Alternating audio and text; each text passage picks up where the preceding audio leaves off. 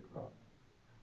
So I'll press you on that a little bit. What do you think mayors, philanthropies, businesses can do with those folks who have left the education system and haven't kind of engaged? They're not firing on all cylinders. What do we offer them in the name of either not of equality of opportunity or even basic fairness to make up for the way that they've been failed before? Controversial, but the first thing is all of your 95% of your murderers and murder victims fit one MO.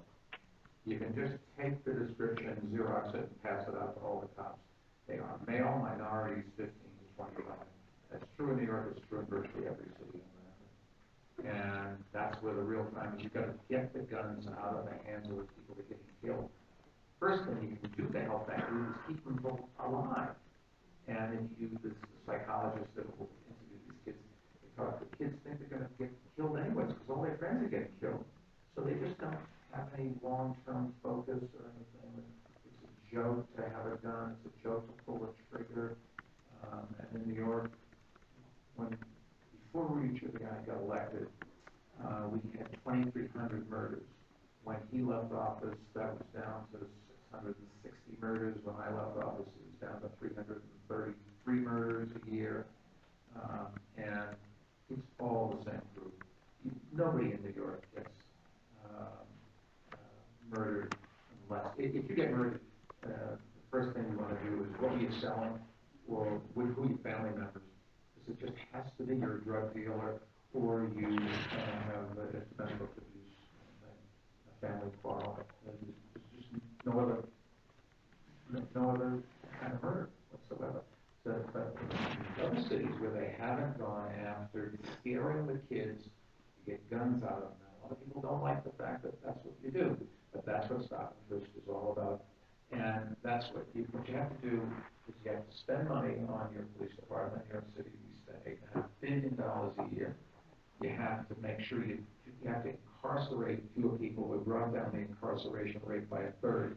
You send a young kid to jail, we don't correct them, although we call it the corrections department. We teach them how to be a worse person than he came in.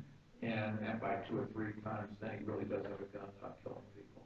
So you want to spend the money, put a lot of cops in the street, put those cops where the crime is, which means in minority neighborhoods. So it's one of the unintended consequences is people say, oh my God, you are arresting kids for marijuana that are all minorities. Yes, that's true. Why? Because we put all the cops in the minority neighborhoods. Yes, that's true. Why we do it? Because that's where all the crime is. And the first thing you can do for people is to stop them getting killed. We did a calculation, I forget how many people who would have been dead if we hadn't gotten guns, had brought down murder rate and gotten guns off the streets. And the ways you get the guns out of the kids' hands is to throw them against the wall and frisk them. And then they say, oh, I don't want that, I don't want to get caught, so they don't bring the gun. They may still have a gun, but they leave it at home. And in December of 2 Decembers ago, my last year in office, some minister from a Black Baptist church in Harlem invited me to come speak about Stop and Frisk.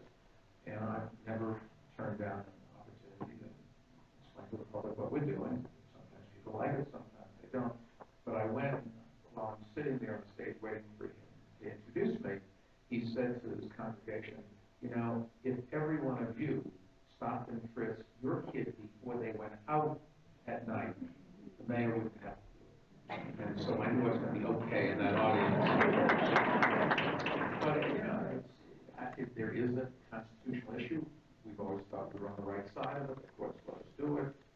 One judge ruled against it. By the time I was out of office, my successor decided not to appeal his decision. But you have to do something. And another after-school basketball program is just not going to work on something. These kids have no contact with basketball. And giving money to the church always is going to have another program and say, these kids have no connection with the church. But we'll have the families do something. These kids don't have families. I mean, it's just a group that's so disaffected. And so if you say, what can you do I hate to waste all this time on one thing, but if you can stop them from getting murdered, I would argue everything else you do is less important.